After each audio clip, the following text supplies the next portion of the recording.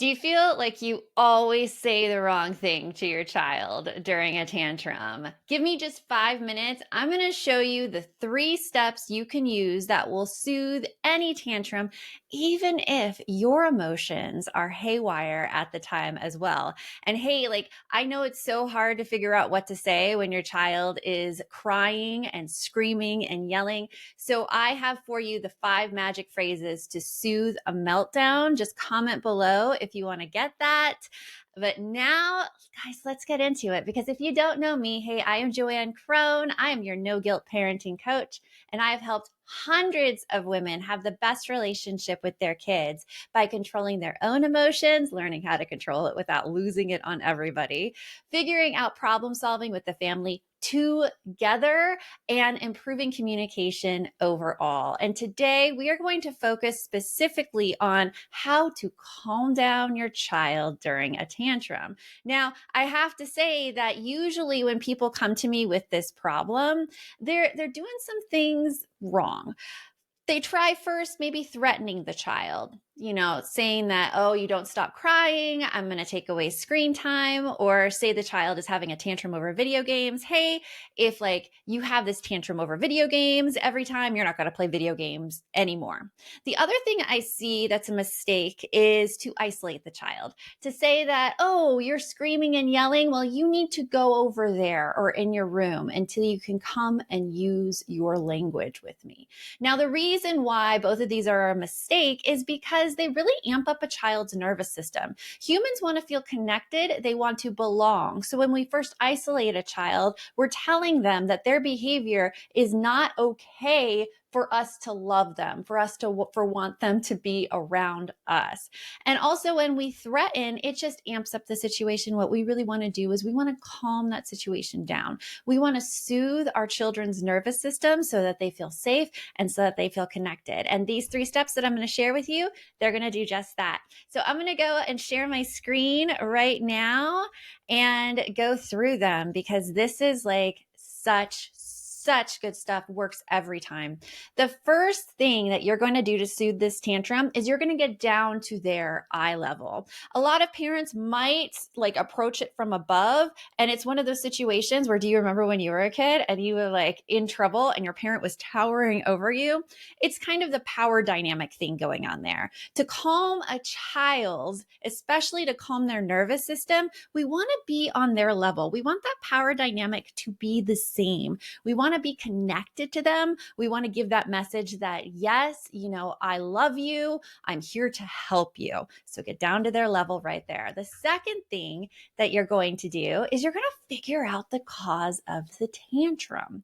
And so many people think that like they make assumptions. Oh, the child is lazy and they don't want to do their homework. That's why they're crying when I ask them to turn off video games.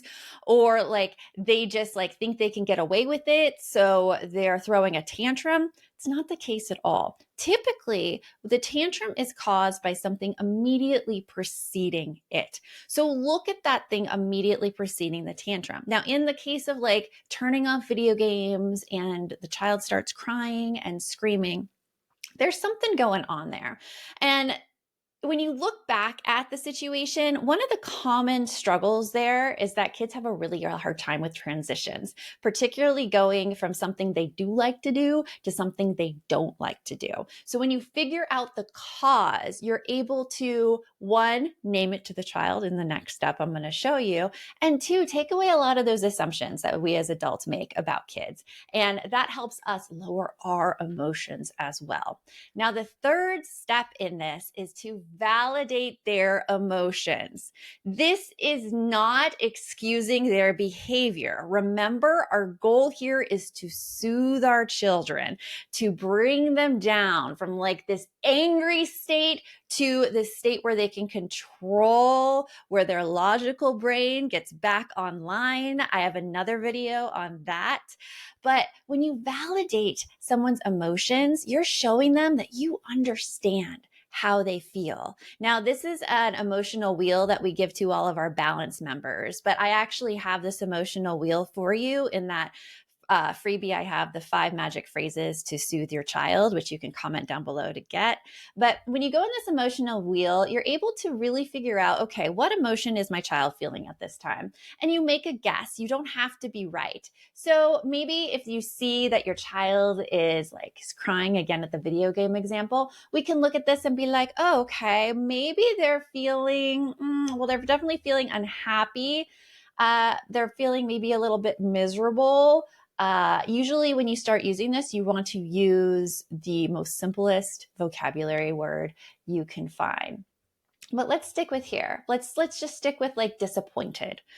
I see that you are so disappointed that you had to turn off your video game.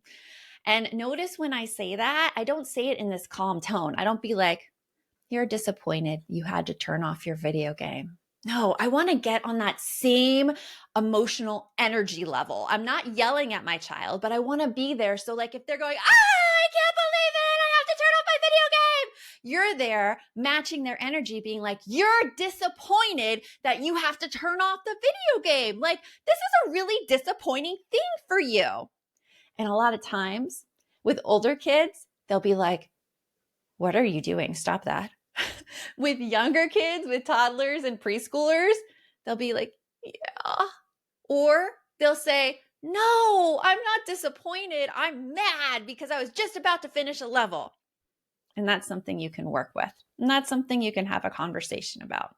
So those were the 3 steps that you can take to calm down your child in the middle of a tantrum. Remember, I have that freebie for you, those 5 magic phrases to soothe a meltdown.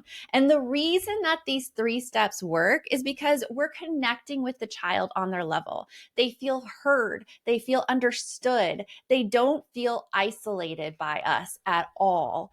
And my freebie that I have for you, comment below to get it. It's going to help you because a lot of times our brains really clam up when we get in those emotional situations. So just having these 5 magic phrases by your side, it's going to help you start somewhere and then be able to continue from there. So I have so many more videos planned for you, especially on this page and on our YouTube channel. So remember, the best mom is a happy mom. Take care of you, and I'll talk to you later. Bye.